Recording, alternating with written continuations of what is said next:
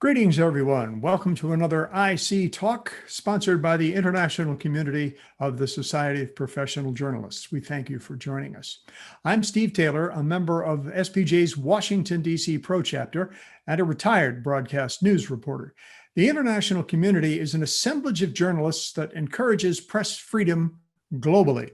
We use these conversations to dig into issues affecting journalists around the world. Sometimes we're looking into press freedom and threats to independent journalists.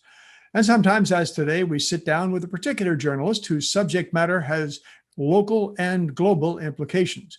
We hope we all learn and grow and take away information that will help and inspire us in our work. Now, some housekeeping. We ask you to use the chat function to let us know where you are from. The format is generally loose. The guest and I will have a conversation. You're included. We encourage you to ask questions as the discussion goes on. Please use the Q&A feature.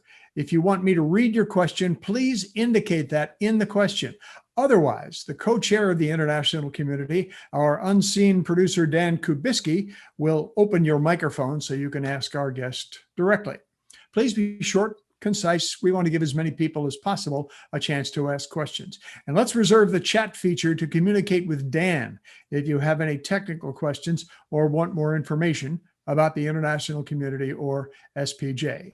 We're recording this session for our YouTube channel, so people who could not be here now will be able to learn from our guest, who is National Security Correspondent Paul D. Shinkman. Paul joined U.S. News and World Report in 2012. Its website says he has reported multiple times from conflict zones in Ukraine, Iraq, Afghanistan, where he has embedded with local and American forces. He has reported from the U.S. detention facility at Guantanamo Bay, Cuba, and covered Russia's influence and cyber campaign in Europe. He has interviewed and traveled with some of the Defense Department's top officials and reported from U.S. military facilities throughout this country and around the globe. Previously, Paul worked as a reporter and digital editor at WTOP News Radio, a CBS affiliate in Washington, and as a freelance reporter covering local D.C. crime and business stories. He graduated from St. Mary's College of Maryland and was a Next Generation National Security Leaders Fellow at the Center for a New American Security. Paul Shinkman, welcome. Very glad to be here. Thank you for having me. Glad to have you with us. You've spent a good deal of time then reporting from outside the U.S. Where and what about? That's right. I mean, I think like most people who choose to live in DC, I try to get outside of it as often as I can and enjoy coming back home again afterwards. So yeah, I've been around a lot. I mean, I started covering the beat in 2012, which was around the time when the Obama administration was planning surges in or coming off of or planning new surges in the conflict zones abroad, and then ultimately beginning to say we were going to come home from those conflict zones. That was a couple of years before Russia decided it was going to further invade other territories along its border. There have been strings of skirmishes around the Chinese border in terms of its contests. So there have been an increasing number of reasons why a national security reporter needs to both be paying attention in DC, but then get out there beyond the horizon and see what's going on. So I've done individual reporting trips to some of those conflict zones that you mentioned.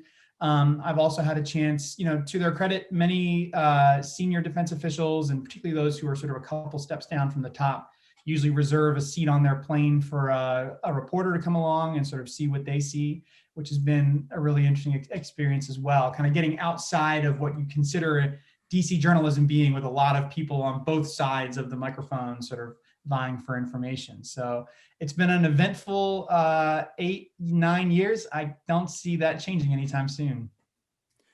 We'll get into a lot of that as our discussion moves on, but I'm going to jump into something we haven't mentioned at all because I think it's the sexiest topic we have. For the first time, it seems, national security and military officials are speaking seriously about the idea of unidentified flying objects. Of course, they've got a different kind of jargon for it, but does it make those, whatever that is out there, is that now a national security matter? Where does it all stand now? The Pentagon could not stand by and have somebody else create an acronym for something, right? They had to have their own to be able to say that this was sort of properly there. So yeah, so I think you're talking about the recent report that Congress requested the director of national intelligence was organizing, and the Pentagon was really the engine behind the content to study UFOs, or what the Pentagon calls UAPs, unknown aerial phenomena. So the reason why this was so interesting is for exactly the reason that you were talking about. This has been a subject that you can tell, as evidenced by the new acronym, government officials are usually loath to talk about in any sort of serious capacity, because as soon as you say UFO, everybody, you, me, all of the other people who would hear that would immediately assume we're talking about aliens from outer space, I come in peace, or, you know, here I am, welcome to your new life as the slaves of some intergalactic force. And that is sort of what this new report was seeking to address. There has been a series of what many would consider, certainly in Congress, problematic sightings, particularly around military aircraft, that have been leaked in recent years and then confirmed by largely the Navy, somewhat the Air Force too, but chiefly the Navy, just because their planes are spread out so much farther around the globe, about these sightings, and nobody knows what they are, as evidenced by the name. So this report was delving into what does the government know that it hasn't revealed already, and where are the areas that it needs to investigate further. And it was a really exciting moment for people who have been following the subject for years and decades, even, that this subject was finally being taken seriously. But let's take some of the wind out of it when I ask you the question immediately. What have they found, and what do they say it's about? And what is the answer, you know, to life, the universe, and everything? What is the answer? Absolutely nothing exciting. And everybody was furious. Some details of the report were leaked a couple of weeks before it came out, which was not this past Friday, but the one before. And it showed that it was, again, chiefly the Navy, not the Air Force, couldn't identify, or it attributed some of the sightings to things like deflating weather balloons, right? That term that you always hear with people who think that Roswell was a big cover up. It attributed some of these sightings that it hadn't documented before, but it ultimately concluded that it didn't know what roughly 140 of them actually were. And that could be for a series of reasons. One of the underlying elements about government studies into UFOs, both here in the US and everywhere across the world, other governments across the world, is that they're always national security driven. They're not driven by civilian agencies. And that's because to get the funding and the attention and the time to be able to pursue these things, there needs to be a really good reason for it. And a potential national security threat is a pretty good reason to get, in this case, Congress interested, the Pentagon interested, et cetera. So one of the main cruxes are these other 140 sightings Russian or Chinese technology that we can't talk about? And the Pentagon, again, wouldn't say, because once it begins to get into that territory, that brushes up against classified. But it didn't rule out the fact that they could potentially be extraterrestrial, even though that might not likely be the case in these situations.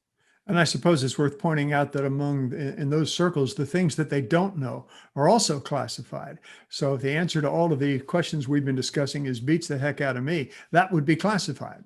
Absolutely. What you do know, what you don't know, also how you found out the difference. That's one of the big things too that I heard from particularly foreign ufologists, they call themselves, UFO researchers who have been following the US approach, is that the US, perhaps more than any other government, including Russia and China, is so loath to give up any indication about how it learns other things and its capacity to learn, or whether it doesn't have the technology yet to learn something. And that was perhaps one of the biggest X factors with this report, was not letting China or Russia know how the US can or can't gather this information. Did you just say one of the X factors, Paul? Oh, goodness, I might have. I got an anecdotal story from one of my sources, he's based in Canada, who said, and this is one of the things that there is just too much else going on in the world for me to run this down, but he claimed that he wrote to the government of Canada to release a file to him that he knew existed on a study that the Parliament had commissioned for UFOs in Canada. And they sent him back high resolution posters to the upcoming X-Files season on television as the document that he was asking for. It would have made for a great story if there weren't 6 other national security things. I would have spent more time trying to chase that down in Ottawa and see if that actually happened. But Not the first time that you see that pun get knocked around, right? No, not at all. Let's check off a few more things, though. Nothing is confirmed, for example, whether or not there are UFOs in custody in Roswell, New Mexico, or a spaceship on the ground there. The new information coming out of the Defense Department has not spoken to those points. Is that right? That's right. Yeah, they didn't get into any specifics about any particular locations, including Roswell. Is there any reason to know or think what the next step is going to be here? In terms of researching these? Yeah, in terms of researching public disclosures. Well, If there's something they know they haven't told us, would they and when? And certainly, so it was a really big deal that the U.S. at least came out and said, you know, we don't know these things, or we're not going to tell you any more information about that. Even though that in itself was frustrating, it's the first time that the U.S. since the 1950s has taken any sort of real, credible approach to the subject. And we know that there's information that particularly the Chinese and the KGB got really interested in this subject in the 60s and 70s and we know that they produced a series of reports that we know are now classified. And the idea has been that sort of, you know, classic madman standoff theory, you know, we're not going to show you ours if you're not going to show us yours. And the idea that the US has taken this subject seriously has caused a lot of people to think that some of these reports now that are getting so much public attention and kind of renewing public interest in science, those kinds of things, might prompt some of these governments to be a little bit forthcoming about these documents that we know exist that so far have remained in secret. that'll be interesting to keep an eye on then. Keep an eye on. Let's Sure. move on though, because we have a lot to cover here. One Please that I do. thought was really interesting. I was talking in the course of talking with these scientists around the globe about studying UFOs. They would usually offer up the idea that one of the things that they so lament is that they often get lumped in with like conspiracy theorists, right? There's no daylight between the conspiracy theorists and like the scientists who are studying this genuinely. And so I put forward to them and was surprised to learn that the American idiom for tinfoil hat wearers translates across most other languages. They have a version of that in other countries as well. And I just love, in Sweden, it is foliehattar, is somebody who's a tinfoil hat wearer who studies conspiracy theories in their basement. I thought that was a nice cross-cultural moment that I got to experience. I suppose it's because the movies and some of the TV shows and the subject have crossed the border. And that's right. I mean, when I've seen tinfoil hats, it was in such a show as that. So. Yeah.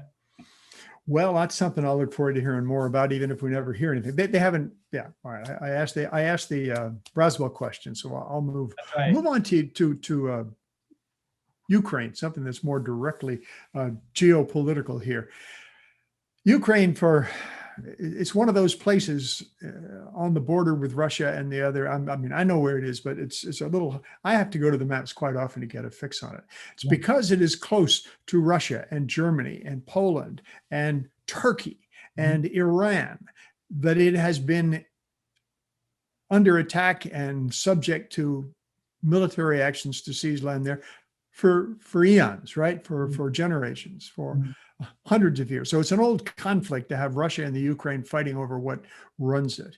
Who is fighting there now, today?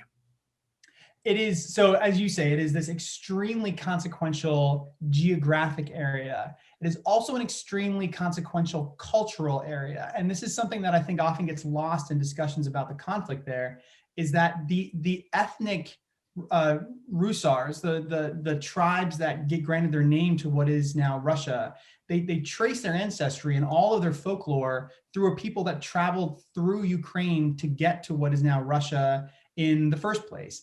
The people from Ukraine were the only members of the Soviet Union who were allowed to serve in the upper echelons of the KGB during the Cold War. So not only is it this intensely consequential and strategically important hub on the Black Sea, as you say, bordering on Europe, the kind of sort of former Soviet country that has designs on becoming more Western, which has been a trend that has troubled Russia in recent years. All of this fuels sort of the way that Russia and the Russian government sees this territory, and then certainly how the people who live there see their, massive neighbor to the East. So your question about who fights there is a really good one, and it's worth having that context in mind.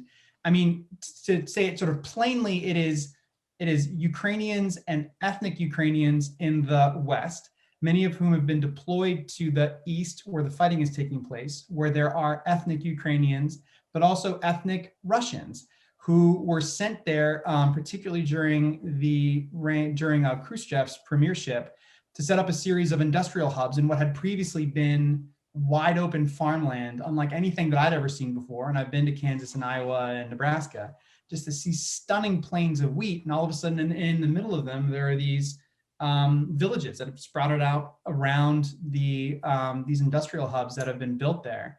And those hubs are now the site of much of the fighting, not in the least for strategic reasons. It's what sides on both sides want to be able to control. But it's also all that's there. And aside from that, it's just trench networks that look like something out of World War I. The conflict has dropped into a stalemate in recent years. There hasn't really been very much movement on the ground, but it is still an active conflict. I think 2 Ukrainians died last week. There's been sort of a dozen deaths in the last month or so by these uniformed Ukrainian forces of varying makeup and these pro-Russian separatists who are now fairly overtly being backed up by the government in Moscow. And where Ukraine meets the Black Sea is the Crimea, which has always been of geopolitical interest, especially since navies and ship trade came along. Can you speak to that? Yeah, hugely consequential, and also worth pointing out that that was sort of a gift to the Ukrainian people from, I forget the Soviet premier at the time. It might have been Khrushchev as well. But the idea that when Russia took that back, that wasn't the first time that Russia as a Soviet state controlled that part of the region, because it is hugely consequential, both for the Black Seas and for the Kerch Straits that control access to the Black Seas. It's a warm water port. Mm-hmm. And Russia does not have a lot of warm water ports. That's right, certainly decreasingly so. It is a hugely important part for the Ukrainian Navy based at Mariupol and Odessa, which are also huge shipping hubs for Ukraine as well. And this is the kind of sort of naval environment that I think Russia likes to show that it, as at the height of its Soviet times, had access to demonstrate the massive infrastructure, the massive military infrastructure that one gets to boast when one has a powerful navy. And it's for that reason that we've seen dust-ups there in recent years. There was one notably 2 years ago when Russia closed off access to the Kerch Straits, and the US almost had to consider whether it was going to get involved in a hot war with at least Russian forces in that area. And then that happened earlier this year as well, where Russia positioned some ships where we thought it might start trying to shut down the strait again, and it chose not to. But it got which is often what Russia's goal is there.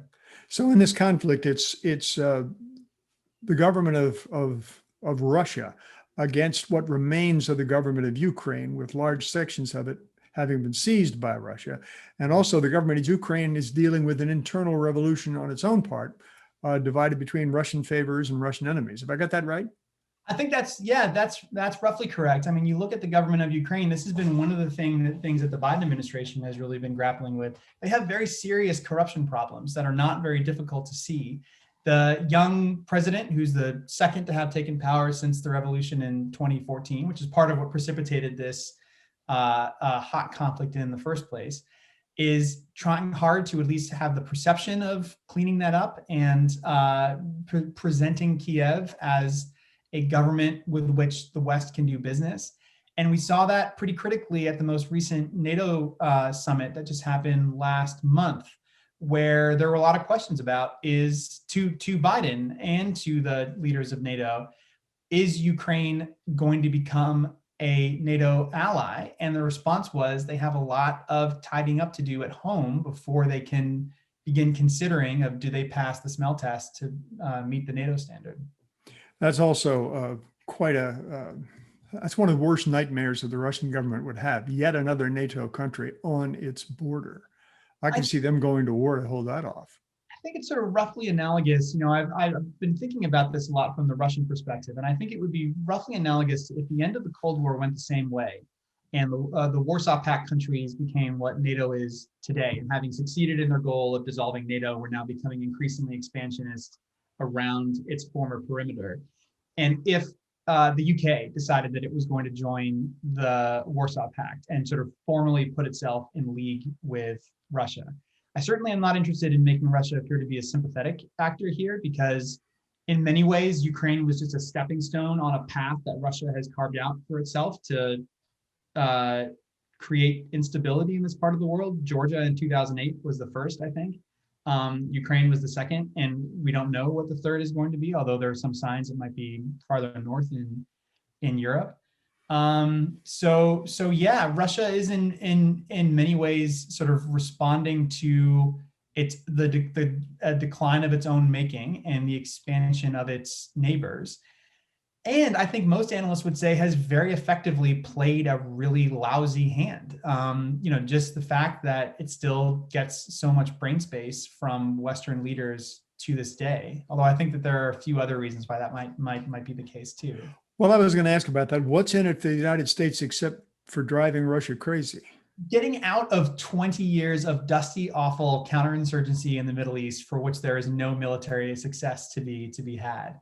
This is a theory that I've kind of had in mind for a little while now, that I don't think it's anything overt that anybody's doing. I don't think that there's any sort of conspiracy here that if only we can make Russia the boogeyman again, then we can, maintain all the stability that the US military needs to have a mission.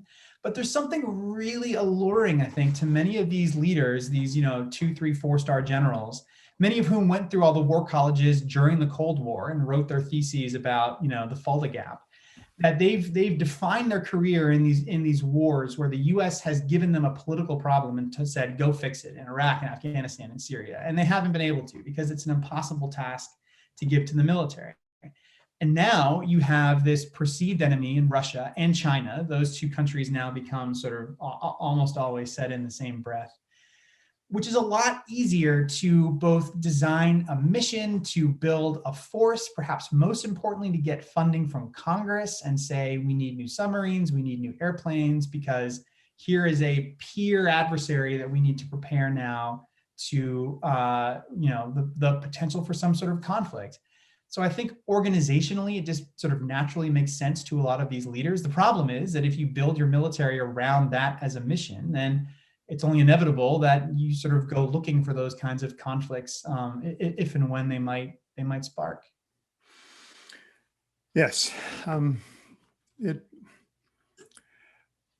We haven't even gotten into the religious aspect of it, and I don't think we need to, but all of these, because also China would love to expand in that direction. And Russia, we're talking about trying to keep things peaceful on their own border, but the Russians are running into some terrible, terrible religious conflicts. I'm thinking of in Georgia and in that area, why don't we just let Russia stew in it and weaken themselves? Yeah, it's a good question. And sort of the thing that I often hear the most about when people say, oh, we mustn't leave Afghanistan because China and Russia might swoop in after us. And most of my sources who have spent a lot of time in Afghanistan say, great, let them go. Right. Yeah, sure. Go into Afghanistan. I bet you're going to have a really easy time of getting all the nickel and cobalt and coltan out of the mines there. It's going to really work nicely for you. We have seen them kind of circling around Afghanistan recently, but it's largely been sort of at the expense of the US, not kind of proactively trying to get involved there. But there's a serious, school of thought that says we should just leave these countries to kind of stew and have to, deal with these problems of their own making. The problem with Russia in particularly is that there is a pretty clear correlation between Russia's interventions abroad, Syria, Georgia, Ukraine, Syria, Libya, to say nothing of its cyber campaigns. There's a correlation between those and spikes in domestic unrest at home, both politically, but also to do with some of these minority groups that I think you're talking about. So Russia has been very effective in recent years at making kind of its problems everybody's problems. And we're continuing to see that now, especially in cyber war, because it's something that many of these Western governments that were always so loath to even mention the word cyber. It used to feel like when you asked a question about cyber, it was like saying, give me classified information. Just all these people would just kind of, clutch their pearls and say, oh, no, we can't talk about that. But now you've been at US News, you've been writing about cyber warfare and about ways that it is a military concern, right? Can you talk about that? Yeah, very much so. I mean, this is part of the reason why it's been such an effective tool against the US is because, for a few reasons. The US military relies on its cyber tools heavily, whether that's, access to GPS satellites or the technology it uses to guide missiles. And if there's ever a threat that an adversary is getting involved in that, it just automatically causes, crippling problems from top to bottom across the military infrastructure. I think one of the biggest disadvantages that the US has also is the extent to which the way in which the military employs cyber is they've tried to make it like any other weapon that exists in the US arsenal, whether it's a bullet or a tank or a fighter jet, in that there are clear rules about how we use it, who gets to use it, against whom we get to use it, and what the after effects are. And that's not true for any of the other adversaries that the US is going up against. We know that, for example, so this was an interesting story that I'll get back to you in a second. So we know, for example, that Russia employs criminal gangs to carry out a lot of its cyber campaigns for explicitly that reason, that then the US doesn't have a military target to go back against. So that story that Dan just brought up was a really interesting one. That was at this time, I actually learned that this was the case because I talked to him at a cocktail party. Mike Rogers, who was the director of the NSA at the time, gave this unit, which was, I'm totally blanking on the number now. It's an Army infantry unit, and the Marine Corps, the 3rd Battalion of the 5th Marine Corps, which was based in Japan at the time. He said, I want you to form a cyber unit that's going to fight alongside infantry troops. Go get them. So the idea was that this unit was kind of given free space to figure out if we had to, so not have a bunch of guys, drinking Red Bull and eating Skittles back in a headquarters somewhere, but like actually guys out kicking indoors with the infantry, what would this look like? And, can we do it together? And have that be an effective thing to use, if we needed to operate in Ukraine, for example. Like I know because I was there, Russian cyber hackers are getting into the phones of, the throwaway phones of journalists like me with propaganda messages.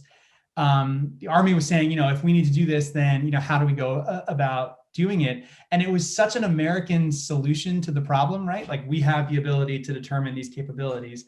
And it didn't really come to very much because that's not the way that cyber operates. And too many of these, this was one of the things I included in that article. So many colonels and generals see this as a military problem, that they're sending us cyber bullets, so we need to send them cyber bullets back. And that's just not the way that this conflict works.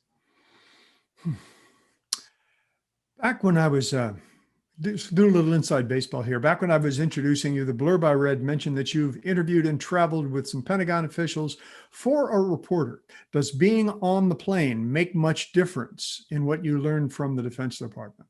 So it's a lot about kind of the personality of the person you're traveling with and whether they can trust you to behave themselves. Because the military is just ingrained. It is actively taught to members of the military. You must not speak to reporters. You must not give away classified information.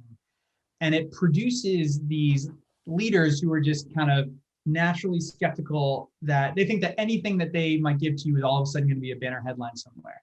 So, I mean, this is as true of like reporting with embedding with an infantry battalion out on the front lines, as much as it is traveling with Jim Mattis in his plane or the Chief of Staff of the Air Force in his plane, is that it's all about proving to yourself that you can behave yourself, that you're not just trying to get every single scrap of information and throw it out publicly. Because it can be dangerous for the for a flag officer, for example, to get too close to a reporter. I'm thinking of a U.S. general who talked too freely and lost his job, Stanley McChrystal, right? Absolutely, yeah, Michael Hastings. That's something that when we get into drinks at bars and kind of have a few too many, that's a really interesting test case for reporters, right? Here was a reporter who was traveling. He was embedding with Stanley McChrystal and his staff, and they got delayed in Paris. And his staff went out and had too many drinks and started getting a little bit mouthy about the vice president of the United States at the time. This reporter considered all that to be on the record, published a story about it, got McChrystal fired.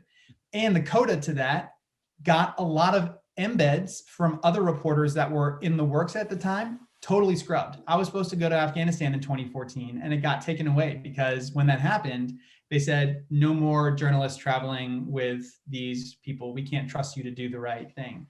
You know, I'm not going to offer here whether or not Michael Hastings did the right thing in publishing that, but that's the kind of decision that you have to make. I would argue you don't get to do that very often. You get to do that maybe once, maybe twice before people stop inviting you to come along. And it's something that you need to sort of factor in when you're deciding, you know, what kind of professional you're going to be on these kinds of trips and get to see behind the curtain on some things.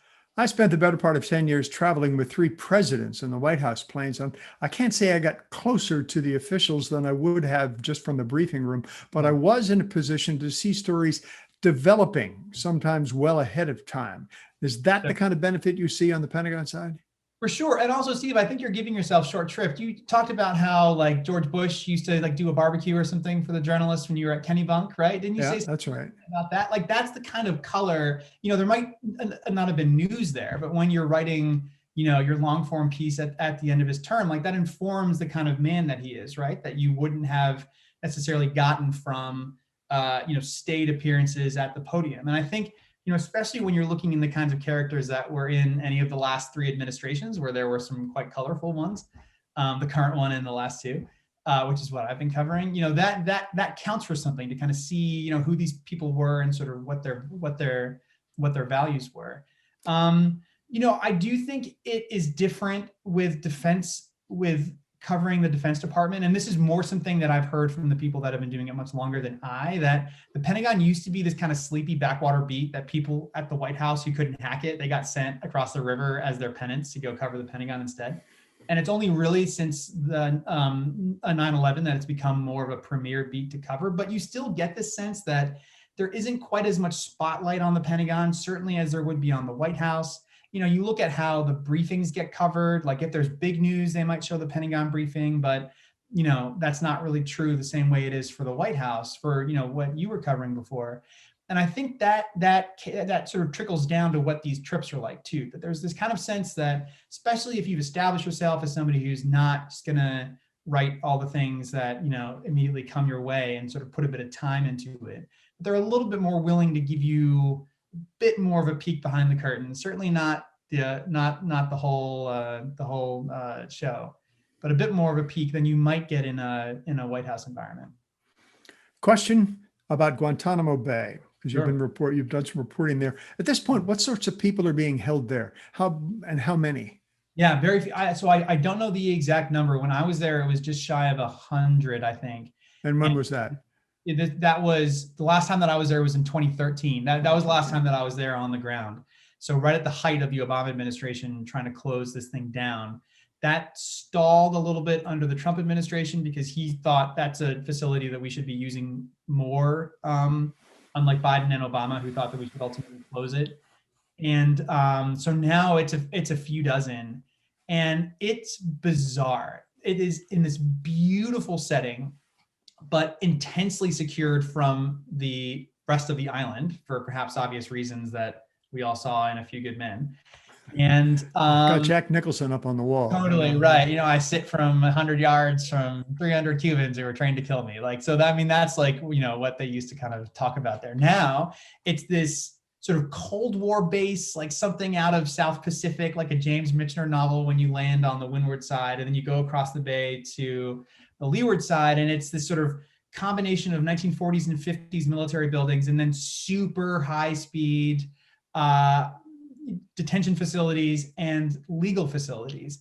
And it's just the most sort of visceral example of the US wrestling with itself, with trying to kind of throw it. You sort of get the sense that it believes that if it throws enough, you know, money and regulations on paper and intensely well-trained staff and patriots who are genuinely trying to serve their country that they can overcome this, what many would consider sort of amoral institution where America, robbed itself of its right to have the moral high ground in this conflict. And yet, the big name that remains there is Khalid Sheikh Mohammed, who was the mastermind of 9/11. How can we ever let him go?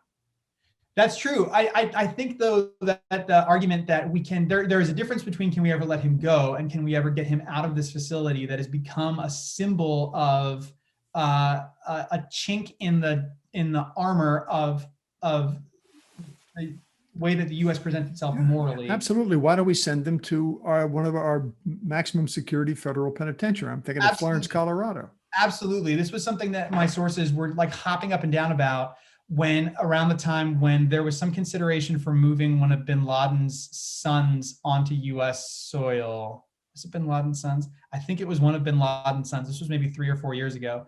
And it was around the time when El Chapo broke out of jail. Do you remember that? Because he had a bunch of cartel buddies who just like helped him get out of this U.S. Max security federal penitentiary. El Chapo poses so much more of a threat to Americans than Khalid Sheikh Mohammed, who's been off the battlefield now for 20 years. Coming up on 20, right? Who is sick and has no practical utility beyond being a figurehead to the organization, to Al Qaeda, has no practical utility on the battleground. Al Qaeda does not operate massive cells in America the way that drug cartels that El Chapo commanded do. So the idea that we'd be okay with El Chapo being on U.S. soil and not these men is just something that I don't understand. And I think the arguments for it are largely superficial ones. But the political arguments against it are usually that most Americans figure if somebody's in a jail and he's a really bad guy, somebody's going to let him loose at some point on a technicality. That, I think, is the fear. And yeah, I think it's also one of the fundamental characteristics of the wars that the U.S. has been fighting for 20 years, which have had no practical effect on American citizens outside of the less than 1% of people who serve in the military or work for an intelligence agency or work for some other arm of the government that's operating in these zones. The U.S. hasn't had to pay, Americans haven't had to pay more taxes. There's no consideration of a draft. Yeah, however, 9/11, there was a fairly substantial impact on a large number of Americans. Of course, if I didn't say after 9/11, I meant to. That certainly after that attack, the government has asked relatively little of America. And I would argue in many cases, beginning with the end of the George W. Bush administration, actively sought to have the average American not be invested in these wars so that they could go about them with as little scrutiny as possible and then try to get out of them with as little blowback as they could muster. And I think the idea of an Al Qaeda operative, literally coming to the homeland sort of brings it home for some people in a way that we've perhaps grown accustomed to, enjoying keeping it overseas. This is one of the things that's so troubling about the drawdown from Afghanistan right now is that we're seeing all of these just absolutely gut-wrenching, awful footage of these local fighters who have been allies of ours for 20 years now coming under attack by this insurgent force. And it's one of the first times, I think part of the reason why it's so compelling is it's one of the first times that Americans have really kind of looked at this for a really long time. The withdrawal of U.S. troops from Afghanistan, is that almost completed? It is. So the Pentagon has been very secretive about how the process has been going. And I'm actually working on a story about a particular detail about that they have just been absolutely infuriating about. So stay tuned for some pages in U.S. News in the near future. So what we know is that it's more than 90% done. We don't know this for sure because they won't say so, but it seems as though all American troops are now just in the capital, particularly since we closed Bagram Airfield just an hours north of Kabul, that all of the Americans are now just isolated basically to the diplomatic compound where the embassy is and to the airport, which is sort of the last main lifeline to the outside world for the foreign governments who are based there. They say it's 90% done. Perhaps the most notable thing is that the final U.S. commander for the war in Afghanistan had his retirement ceremony, was that earlier yesterday.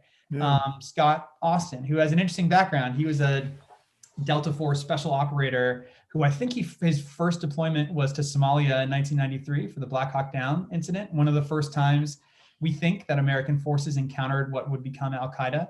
And now he is the last commander to leave this conflict zone and turn over his responsibility to other people who are doing other jobs. I was surprised to see him going when the withdrawal had not been finished.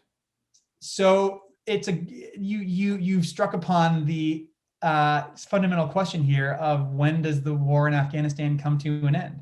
And it sounds as though the bureaucracies at power, the White House and the Pentagon, would like for it just to kind of fizzle out into nothing and have there never be a sort of a moment when the war in Afghanistan ended. There is no commander on the ground now dedicated to the war in Afghanistan. So you could argue that yesterday, July 12th, marked the end of the conflict.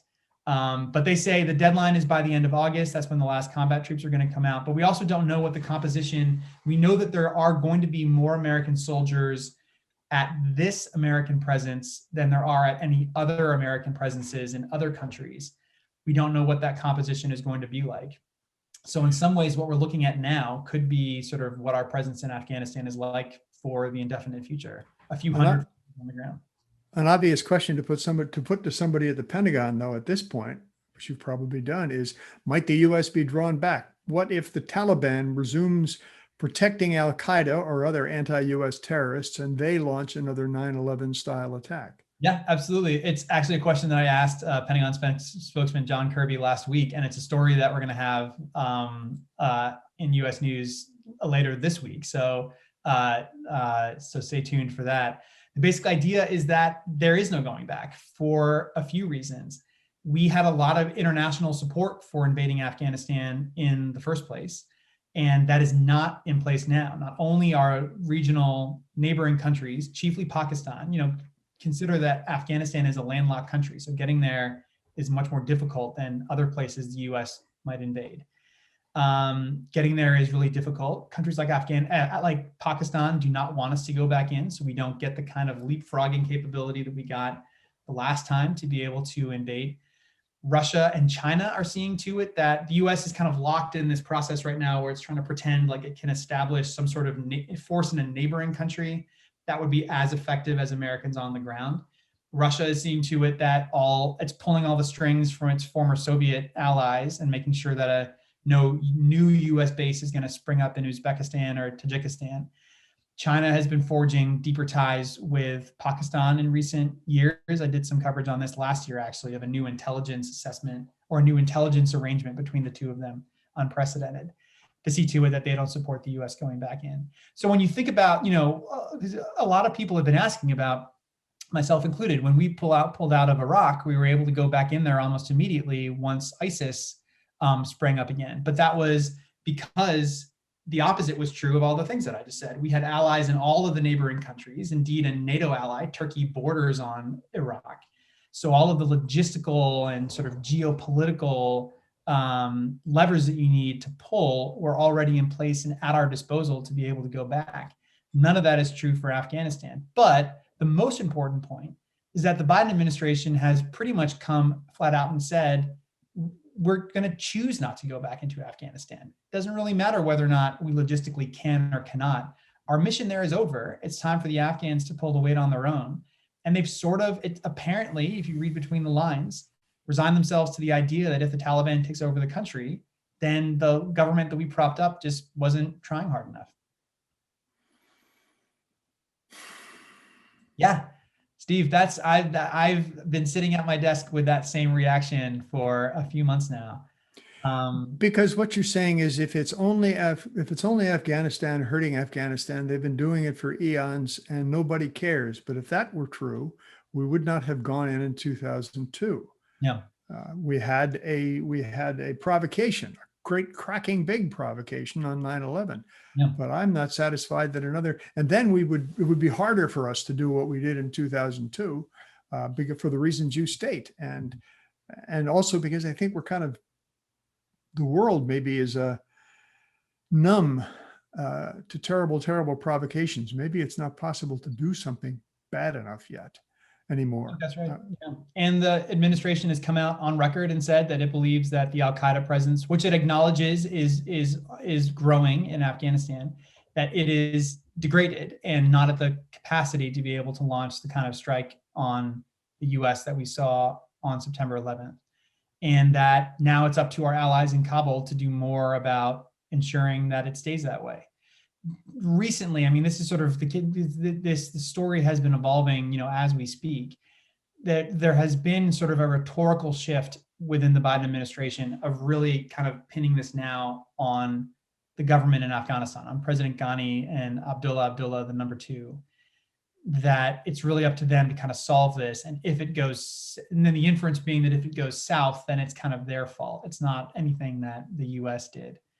And I guess that's just the best answer that they can come up with. I'm just wondering about going south, though. What does that mean? And if that, I spent 4 days in New York at 9/11, and awful story. I wish I'd never gone. It's also the biggest story I ever covered, but it's one of the few times when Americans came face to face with the unthinkable. And I'm wondering how we'll handle it. I really have no expectation, especially with the now heightened sense of political conflict that we have routinely in this country, how we would handle a provocation like that, whether anything sensible could come out of it at all. I mean, I would hope there's a question in there someplace, and I hope you can answer it. It's a very good one. I'd be interested to hear more about the experiences you saw on the ground. I was 17 at the time, right? This was one of the things that I've been considering recently. We've had Bagram Airfield in Afghanistan, a place where I could easily get on a flight and show up in Afghanistan. That's been the case since I was 17 years old, and that's not the case anymore. And it's this is such a selfish thing to say, because this is the least possible problem that anybody could be having right now. But like that hub is sort of not there anymore. That connection that Americans had to be able to get into that country, with some sense of security, just sort of doesn't exist. And it was a strange sort of moment realizing that was gone afterward. I think that there, so what happens the next time that we get attacked? I would hope that there is some greater consideration for the fact that, if anything, we've learned that we can't just throw the military at these problems and then have them solve it. It's a trend that we saw particularly heightened during the Trump administration, because that presidency was so much more willing to use the military in ways that it hadn't been used before, a lot more sort of liberally to quell domestic protests, which begins to very quickly get up against constitutional bans on the use of the military. But it wasn't isolated with that presidency. It followed this glorification of the military, which still remains the most trusted major institution in the country, although those numbers are going down now. The most trusted institution in the country, at the whim of the commander-in-chief of the president, who is by law the head of the military. There is this kind of comfort with the idea of just throwing the military at these problems abroad and then sort of leaving it up to them to solve it. And is the military comfortable with that thinking? They're certainly comfortable with the budgets that they get to be able to carry that out. That was one of the things that I forgot to mention earlier about the UFO report, was that, true to form, the Pentagon, one of the conclusions was that the Pentagon needs more money to study that issue further. And I think that's something that is quite tricky for the military, is that it is very much a yes sir, right away sir, we'll kill him dead institution when it receives orders. And there's no real check, especially since Congress has been surrendering a lot of its authorities over their act of declaring war. There's very little check on the commander-in-chief giving orders to the military, who have very much on purpose all been trained not to question orders that are not clearly illegal. And when they get them, they say, right away, we're going to go get that done. It was particularly interesting looking at the character of the last two defense secretaries under Donald Trump, that I think so I'm talking about Jim Mattis, the former 4-star general in charge of the Marine Corps, CENTCOM, numerous memes online about crazy things that he said and his exploits and things, this real sort of firebrand character. And the next permanent secretary who succeeded him, Mark Esper, who was somebody that nobody had ever heard of before and had been a lobbyist. He had worked on Capitol Hill. and it was sort of brought in after Mattis quit over Trump's decision to withdraw from Syria, to kind of pick up the pieces there. And their two personalities as secretary were really interesting manifestations of this trend that we're talking about. Mattis saw himself clearly as the gatekeeper, right? He sat on the opposite side of the river from the White House, and his job was to protect the military and its luster and its reputation from the whims of this commander-in-chief who was very willing to use the military, sometimes to achieve domestic political ends. Yeah. We saw that multiple times. Mark Esper, this no name who nobody had ever heard of before, saw his greatest way to protect the military as just being the conduit between the military and the president. So his job was not to get in the middle of it. His job was just to do what the president said and make sure that all the responsibility stayed on the president because he was the last person to give those orders. And neither of those models worked particularly well. You know, Esper was secretary when we saw the military get roped into the protests at Lafayette Park outside the White House last summer during the height of the Black Lives Matter protests. So it's hard to know what's coming for the military. You know, it's facing peacetime, which has traditionally been a scary time for budgeteers at the Pentagon and commanding generals, who are inevitably going to see shrinking budgets unless they can prove a reason why it needs to stay there. It's sort of hard to know exactly what's going to come next. Well, let me make what may sound like a naive comment in the context, but surely the generals and admirals are concerned first with the lives of the people who are serving under them.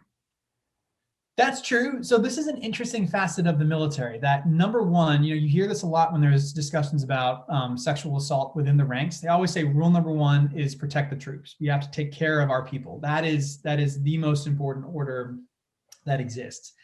But if the most important thing to a military commander is only to protect his or her forces, then he or she is not going to send them into Fallujah in 2005. Into a known environment where you are going to take heavy casualties. So there is this balance that the military does not particularly like talking about, where, you know, now that it's an all-volunteer force, as it has been since the end of Vietnam, that you sign up knowing what you're going to get into. And that includes a situation in which it is possible, perhaps even likely, that you might die. And you are sent there by somebody who gave you an order to go there. But that's not something that you hear people talk about very much before, because it's sort of one of the more unsavory aspects about when we decide to go to war. And one that we as Americans haven't really had to talk about, because the only people shouldering this burden is less than 1%, 1.6% of the population.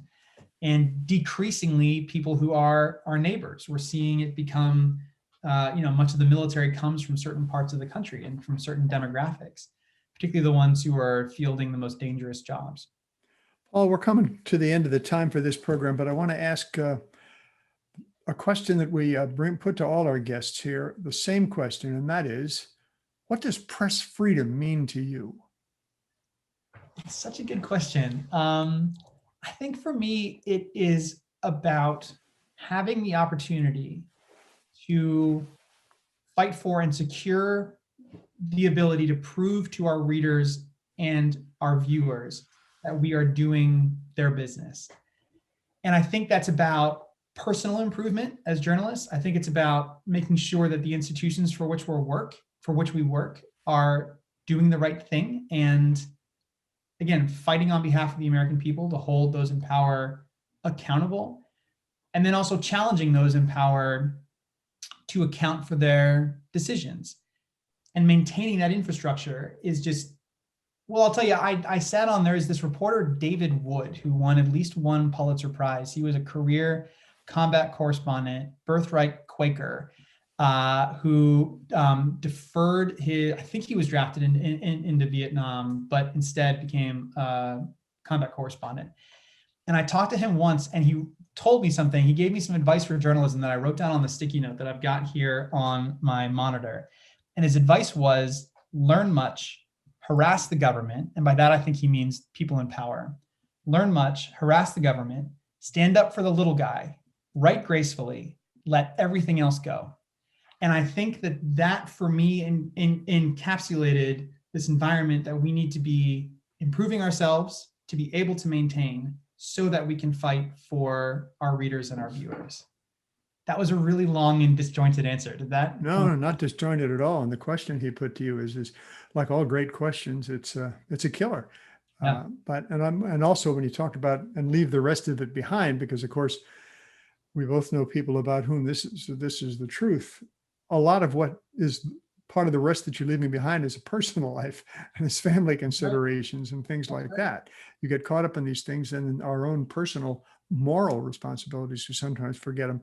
Because, and let's be honest with our viewers here, most of whom, since it's a journalism viewer, they already know it. It's fun to fight the government. Absolutely. Yeah, very much so. It can also then be for exactly the reasons you just said, it can also then be very easy for it to become about you. And especially in this era of social media and retweets and selfies and, you capturing imagery, pictures and video, it can be very easy to begin to feel like this is about you doing something and not you as a medium, a member of the media, operating in between the people for whom you're fighting and these institutions that you're trying to hold accountable. And that for me was an important part also of Let It All Go, that this is not about you. This is about the work that you're here to do. I think it's getting harder to keep your head on straight along those lines because so many reporters now are guests and expert witnesses on television. Yeah. And it's very hard to stick with strict rules of attribution when you're in a setting like that. Absolutely. You want to say what things are, and you don't know what things are. You just know what you've seen and heard. I think it's also very tricky to keep a clear line between here are the facts and here is what I think you should think about that as well. Or even here's what I think about that. That's a very, very blurred line that becomes even more strained when news outlets have to keep on air for 24 hours straight. And a very tricky one, which, is, I admire the people who can do it well.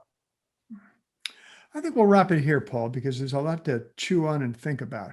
If you came in late, thanks to Paul D. Shinkman of U.S. News and World Report for being with us on this program.